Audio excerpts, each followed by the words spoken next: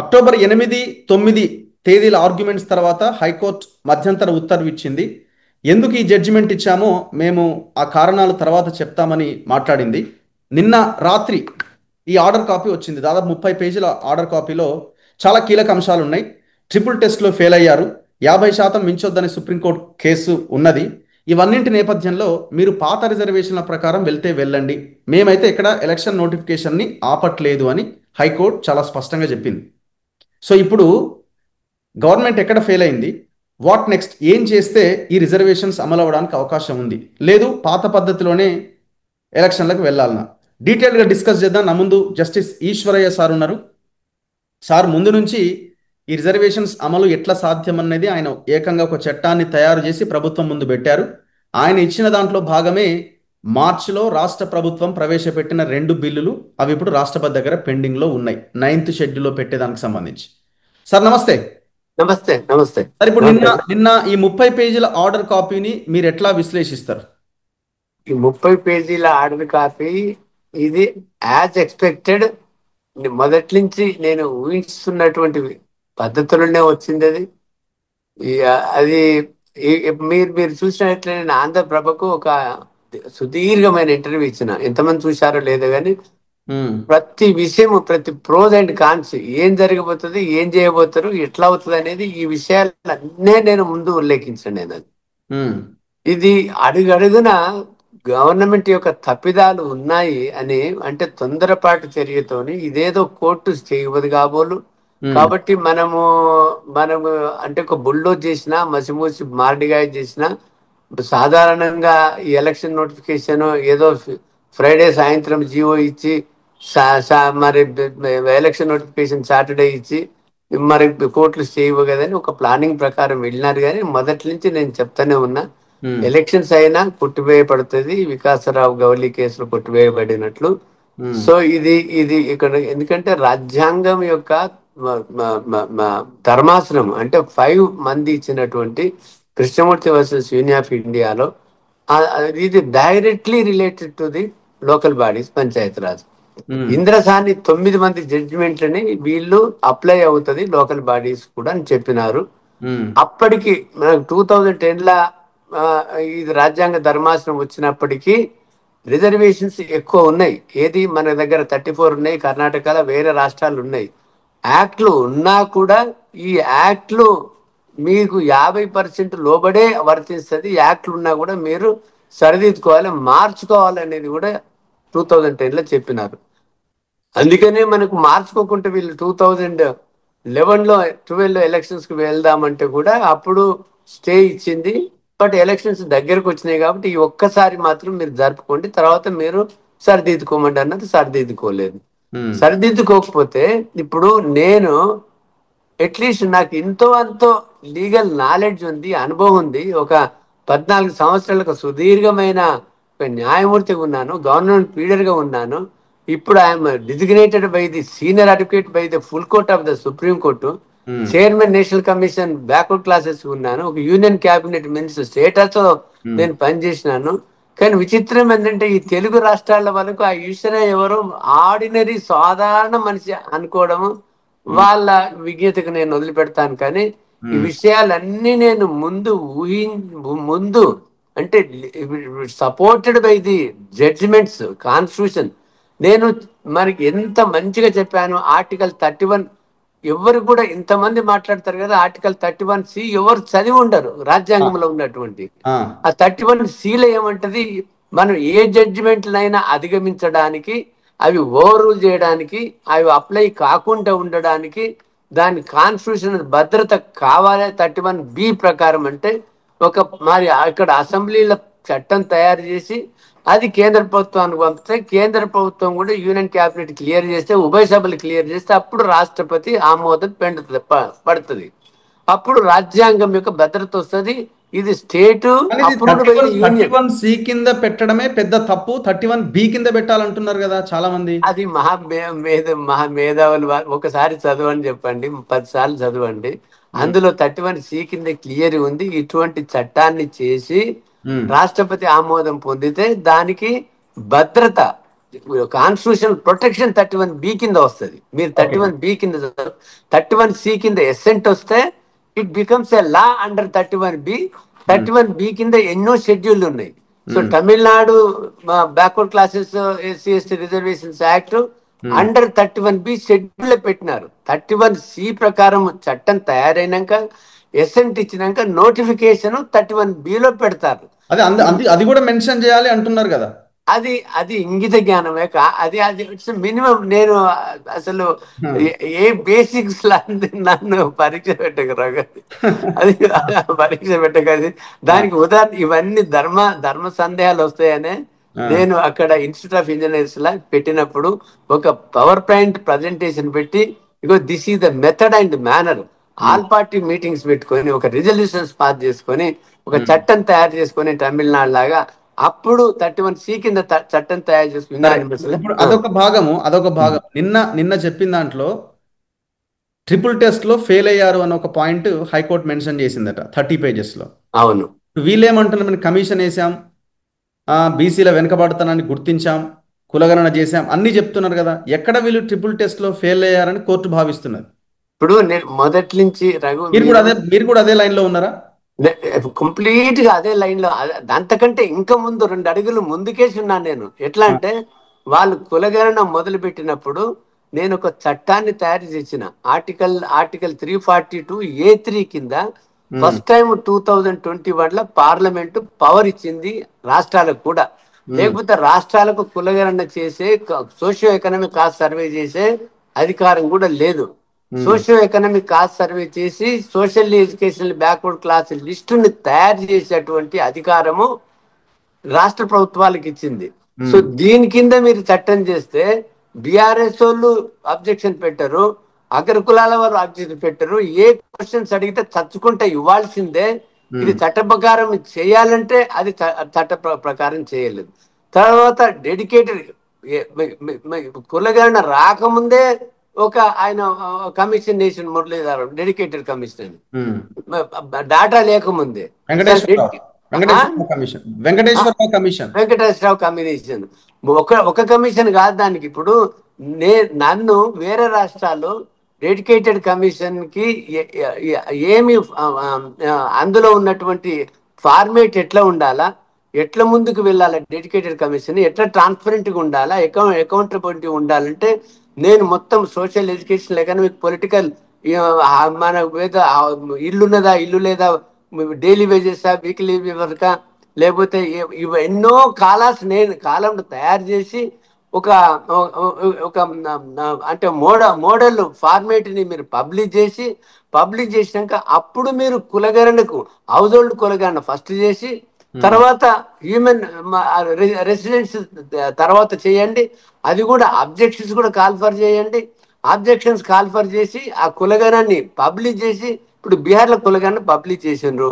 తర్వాత కర్ణాటక, ఇప్పుడు బీహార్ గవర్నమెంట్ కూడా తప్పుల యాక్ట్ చేసి చేయలేదు.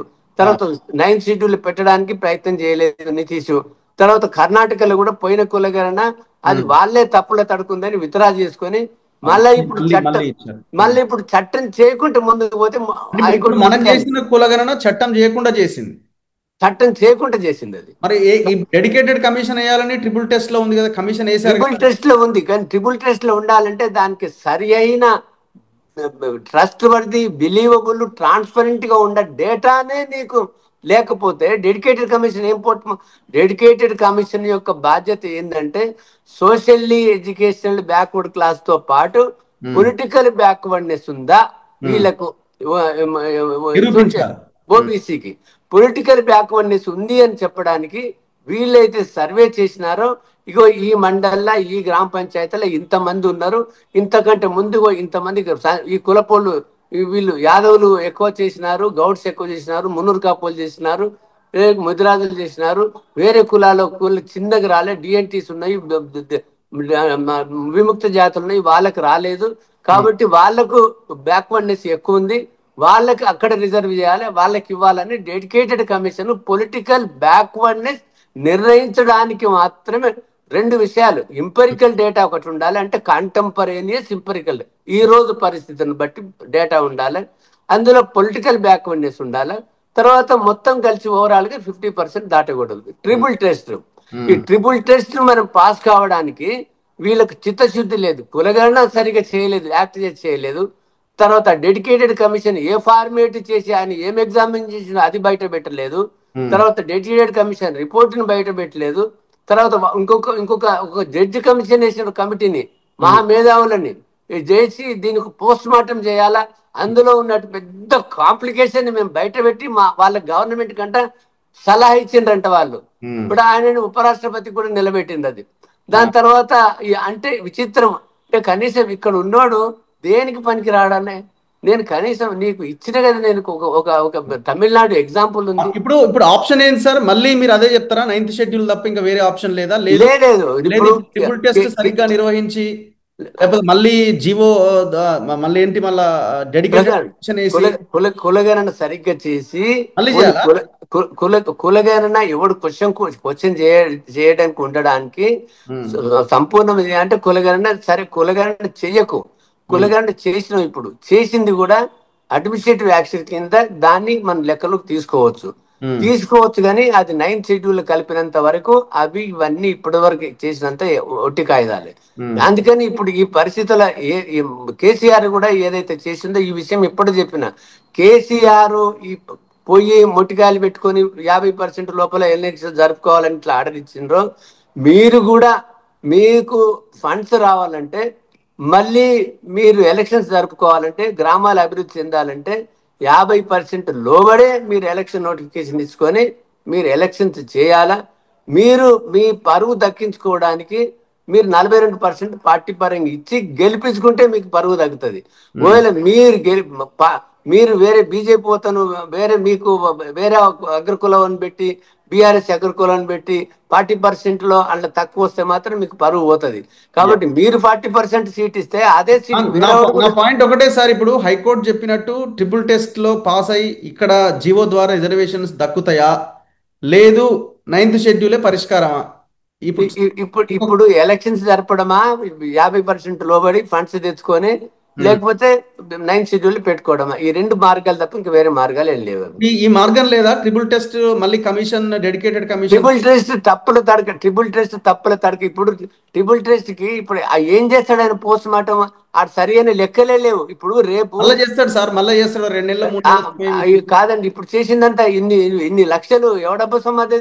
ఇప్పుడు ఉమ్, మన రేపు నెక్స్ట్ ఇయర్ లా బీజేపీ గవర్నమెంట్ జాతీయ కులగణన చేస్తుంది. ఉమ్, జాతీయ కులగణన చేసినాక వీళ్ళ కులగణన మనం కంపేర్ చేస్తే మొత్తం బండారం అంతా బయటపడుతుంది. ఉమ్, ఎందుకు ఆనెస్టీ లేదండి? మేము మొత్తుకుంటూనే ఉన్నాం, మేధావులు అందరం, మురళీ మనోహర్, తిరుమలి, ఆ, మేధావులు, ఇండిపెండెంట్ కూడా మొత్తుకుంటూనే ఉన్నాం మేమంతా. మొత్తుకుంటే కనీసం ఒక యాక్ట్ తయారు చేసింది కూడా మీరు అంటే అడుగున మోసం, దగా, కుట్రనే కానీ ఉమ్, ఆనెస్టీ ఇక్కడ అస్సలు లేదు. తప్పిదం అంతా ఈ గవర్నమెంట్ ఇది. ఈ గవర్నమెంట్ యొక్క తెలివి తప్పతనము. ఈ నేనేం చెప్పాను, నేను ఒక న్యాయమూర్తిగా ఇంత ధైర్యంతో నువ్వు 100 అడ్వకేట్ జనరల్ని తీసుకొని వచ్చిన, కపిల్ సిబ్బల్ని, ఈయన హరీష్ సాల్వేని, తర్వాత ఈయన నేను ఆర్గ్యూ చేసిన సీనియర్ అడ్వకేట్ అభిషేక్ మను సింఘ్వి. అభిషేక్ మనిషికి ఎంతమందిని తెచ్చుకున్నా దీన్ని నిలుపలు లేవు అని చెప్పాను నేను. అది ఆ, దానికేమో జడ్జిలను తప్పు పడతారు, గవర్నర్ తప్పు పడతారు. తప్పంతా మీ దగ్గర పెట్టుకొని వేరే వాళ్ళని తప్పు చూడడం అనేది విడ్డూరంగా ఉంది అది. ఆ, ఆ. సో ఇప్పుడు అభిషేక్ మను సింఘ్వి చాలా ఆర్గ్యుమెంట్ చేసింది కదా, అన్ని ఉత్తాయి. ఎంత తప్పుడు ఆర్గ్యుమెంట్స్ అంటే, ఇంత విచిత్రమైన ఆర్గ్యుమెంట్స్. ఇప్పుడు ఇప్పుడు ఇది 9th షెడ్యూల్ పెట్టడానికి 42% రిజర్వేషన్స్ కి విద్యా ఉద్యోగాలలో లోకల్ బాడీస్ లో పెండింగ్ ఉంది. కేంద్ర ప్రభుత్వం పరిధిలో రాష్ట్రపతి దగ్గర పెండింగ్ ఉంది.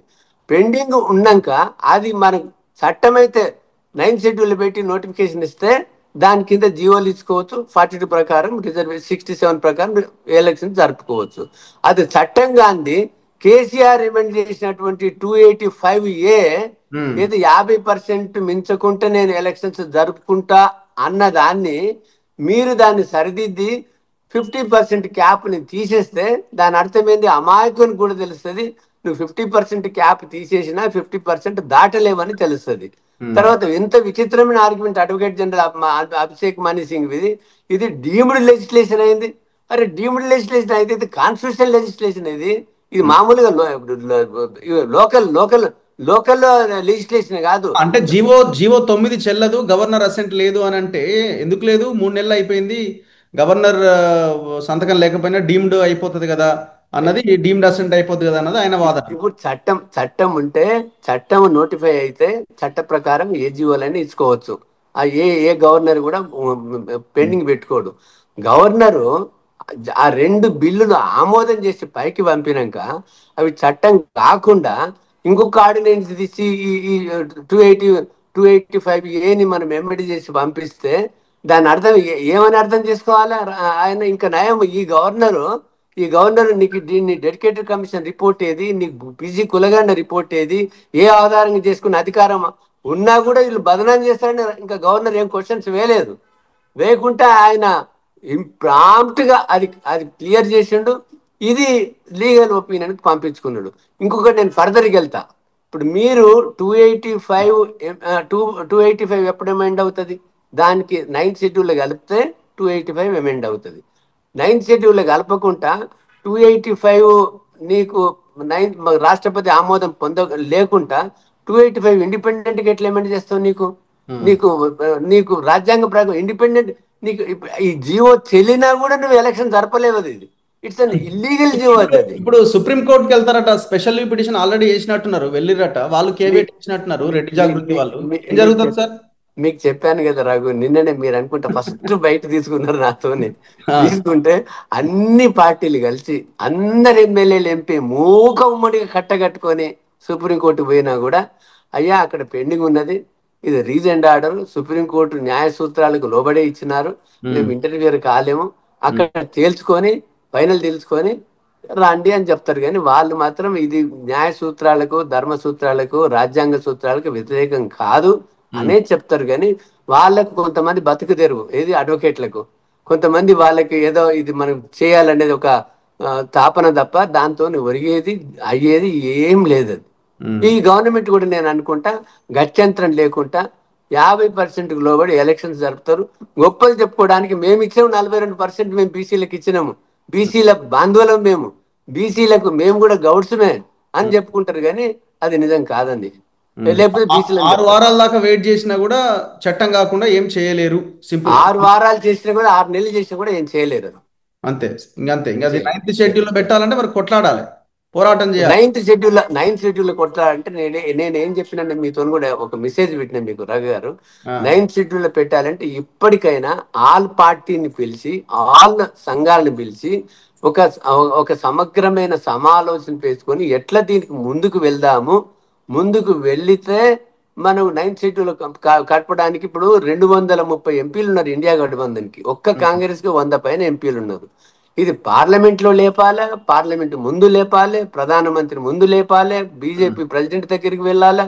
ఇవన్నీ మనకు ఇవన్నీ రాయబారాలు జరిపిన తర్వాత అప్పుడు బంధుల వరకు వెళ్ళాలి. మొత్తం తెలంగాణ దిగ్బంధించి కేంద్ర రాష్ట్ర ప్రభుత్వాలను కూడా మనం బంద్ చేయగలిగితే వీళ్ళకు అప్పుడు గవర్నమెంట్ కదులుతుంది. గవర్నమెంట్ కూడా దేశమంతా ఎడ్యుకేషన్ వస్తే ఇప్పుడు ఒక్క తెలంగాణ విషయం కాదు, ఒక్క తెలంగాణలో 67% ఒప్పుకుంటే వేరే రాష్ట్రాలు కూడా లేస్తారు. కానీ వీళ్ళు బీసీలు వీళ్ళకంతా చైతన్యం లేదు, మొద్దు నిద్రపోతున్నారు. ఈడబ్ల్యూఎస్ వాళ్ళది గుక్కకాడ 10% గుంజుకున్నా ఏం చేయలేదు, కులగన్నకి చేరినా ఏం చేయలేదు, వీళ్ళకి వెన్నెముక లేదు, వీళ్ళకు ఏం లేదు, వీళ్ళ చైతన్యం లేదు అని ఇన్ని రోజులు అనుకుంటున్నారు ప్రభుత్వాలు. కానీ ఇప్పుడు అట్లా మారింది చాలా. ఇప్పుడు ఈ ఉద్యమం ఆగది. కాబట్టి అందరు కలిసి భేషజాలకు పోకుంటే బీజేపీ, బీఆర్ఎస్ జీవోలు కమిషన్లతో ఒరిగేది ఏం లేదు, ఒరిగేది ఏం లేదు. అనవసరంగా వేరే వాళ్ళని తప్పంతా దగ్గర వేసుకొని వేరే వాళ్ళని దూషించడం ఏంటది? చాలా విచిత్రమైనది ఇది. అంటే ఇప్పుడు ఇది రాష్ట్రాల పరిధిలోని అంశం, లోకల్ బాడీ ఎలక్షన్ల రిజర్వేషన్లు అన్న దాంట్లో అర్థం లేదా సార్? రాష్ట్రాలు 50% లోబడి ఎలక్షన్ జరుపుకునేది రాష్ట్రాల పరిధిలోది. 50% దాటి సుప్రీంకోర్టు జడ్జిమెంట్ ను అధిగమించడానికి అది 9th షెడ్యూల్ ఒకటే శరణ్యం అది. కాబట్టి లోకసభ, రాజ్యసభ వాళ్ళ మద్దతు కూడా తీసుకోవాలి, వాళ్ళ హెల్ప్ కూడా తీసుకొని వాళ్ళతో అప్రూవ్ చేయించుకుంటే ఇది రాష్ట్ర పరిధిలో ఉన్నటువంటి 50% మించి పెట్టుకోవడానికి తమిళనాడు లాగా వీళ్ళకు సర్వాధికారాలు వస్తాయి. లాస్ట్ క్వశ్చన్, ఈ ట్రిపుల్ టెస్ట్ లో లాస్ట్ థర్డ్ వన్ ది కూడా 50% మించొద్దన్న లైనే పెట్టిరు కదా సార్, పై రెండు. అవును, నువ్వు ట్రిపుల్ టెస్ట్ కొలగాన ట్రాన్స్పరెంట్ గా చేసినా ఆ, దాని తర్వాత dedicated. Backwardness backwardness political backwardness ఉన్నా కూడా ఉమ్. ఓవరాల్ గా 50% దాటకూడదు. ఇది ఇంక మళ్ళీ క్లియర్. అడిగే వచ్చింది కదా మళ్ళీ. మళ్ళీ ఆడికి మళ్ళీ వచ్చింది. అక్కడికే వచ్చింది. అవును అవును. చూద్దాం sir. Anyway thank you very much. Thank you. మీలాంటి వాళ్ళ ఆలోచనలన్నీ వాళ్ళు పరిగణలోకి తీసుకుంటే ఏమన్నా. ఇంకొకటి రవి, నా యొక్క సలహా ఏంటంటే, ఇప్పుడు ఓపెన్ గా 33%, 50% ఓపెన్ గా మనకు వస్తుంది. అది కాదు మనకు కావాల్సింది. ఉమ్, మనకు కావాల్సింది, మనకు 85% ఎస్సీ ఎస్టీ బీసీలు ఉన్నారు. అవును. ఇంకా అందులో BC Muslims, BC Buddhist, BC six వాళ్ళు ఉన్నారు. కొంత మైనారిటీస్ కూడా ఉన్నారు. మనమందరం కలుపుకుంటే ఇప్పుడు అగ్రకులాల వారు ఎట్లా కైవసం చేసుకుంటున్నారో, ఈ ఒక గ్రామ పంచాయతీ లెవెల్ మనం కైవసం చేసుకోలేమా, మండల్ లెవెల్ చేసుకోలేమా, జిల్లా లెవెల్ చేసుకోలేమా, చిన్న మున్సిపాలిటీలు చేసుకోలేమా? కాబట్టి 100కి 100 వాళ్ళు, నేను నిన్న నారా ఇచ్చాను, మన ఓటు మనం వేసుకుందాం కాదు, మీరు శపథం చేయండి. ఉమ్, బీజేపీ బీసీ అయినా, బీఆర్ఎస్ బీసీ అయినా, కాంగ్రెస్ బీసీ అయినా శపథం చేయండి. నా జాతి అభివృద్ధి గురించి, నా జాతి ఫ్యూచర్ గురించి, నా పిల్లల భవిష్యత్తు గురించి మా ఓటు మేమే వేసుకుంటామంటే వాళ్ళకేం కడపమండి? వాడిని నోటి కార్డు తీసుకుంటలేము కదా. అంతే కదా. ఇప్పుడు ఇప్పుడు అది ఇప్పుడు మొత్తం వాళ్ళ షేర్ కూడా మనం క్యాప్చర్ చేసుకుంటే మాకు రిజర్వేషన్స్ కావాలబ్బా అని అగ్రకులాల వారు పోవాల్సిన అవసరం ఉంది. అవును. తమిళనాడులో అగ్రకులాల వారికి అడిగితే ఇస్తామని అంటున్నారు లోకల్ బాడీలో, వాళ్ళు అడుగుతలేరు, వీళ్ళు ఇస్తలేరు, సిగ్గులేకు. ఉమ్. కాబట్టి మొత్తం 100కి 100 వాళ్ళు మనం లోకల్ బాడీస్, అసెంబ్లీ, పార్లమెంట్లు కైవసం చేసుకునే అటువంటి పెద్ద ఉద్యమం లేపి చైతన్యం చేసి, ఈ ఓటు చైతన్యం చేసి, ఓటు ఇప్పుడు చైతన్యం ఒక్కటేనండి. చేయాల్సిన సంఘాలు ఏడున్నాయంటే సార్, ఎవరి దుకాణం వాళ్ళదే అయిపోయింది కదా ఇప్పుడు. ఉన్నా కూడా కొంతమంది, ఇప్పుడు మీ అటువంటి వాళ్ళు ఇండిపెండెంట్ ఛానల్స్ ఉన్నాయి, మా అటువంటి వాళ్ళు కొంచెం ఉన్నాము. ఇప్పుడు ఈ ఒక్కరితోనే ఉద్యమం వస్తుంది. ఏ స్టాలిన్ అయినా, ఏ ఢిల్లీలో అయినా, ఏ మావో అయినా, లేకపోతే నారాయణ స్వామి, నారాయణ గురు అయినా, పెరియార్ రామస్వామి అయినా, లేకపోతే ఎవరు అంబేద్కర్ అయినా కూడా ఒక్కరితోనే వచ్చింది. ఫిలాసఫీ ఒక్కరితోనే వస్తుంది. నేను ఒక ఫిలాసఫీ ప్రపోజ్ చేస్తున్నా. ఇది ఉమ్. మామూలుగా చదువుకు రానోళ్ళకు కూడా, అవును నిజమే కదా, మన ఓటు మనం వేసుకోవాలి కదా. పోనీ మనం పైసలు తీసుకుందాం, మన డబ్బే వాళ్ళు, మన చెమటోడ్చే వాళ్ళు డబ్బులు ఇస్తున్నారు. 1000 తీసుకో, 2000 తీసుకో, అరే మనల్ని మోసం చేయడానికి తీసుకుంటున్నారు. పైసలు తీసుకొని కూడా బీరు తాగి, బిర్యానీ తాగి, ఏం తాగినా కూడా నీ ఓటును వేసుకోవప్పా. అవును. ఇంత చైతన్యం చేస్తే కాదు చాలు కదా రఘు గారు. అవును. వాస్తవం. వాస్తవం. ఉమ్, సో ఉమ్. ఆ దిశగా ముందుకెళ్లాల్సిన అవసరం ఉంది సార్, ఖచ్చితంగా. ఉంది మన అంతే. ప్రయత్నం మనం చేసుకుంటూ ముందుకెళ్దాం. ధన్యవాదాలు. సరే, ధన్యవాదాలు, నమస్తే. Thank you sir. Thank you very much. ఇది జస్టిస్ ఈశ్వరయ్య గారితో స్పెషల్ ఇంటర్వ్యూ. చూస్తూనే ఉండండి మన తొలి వెలుగు.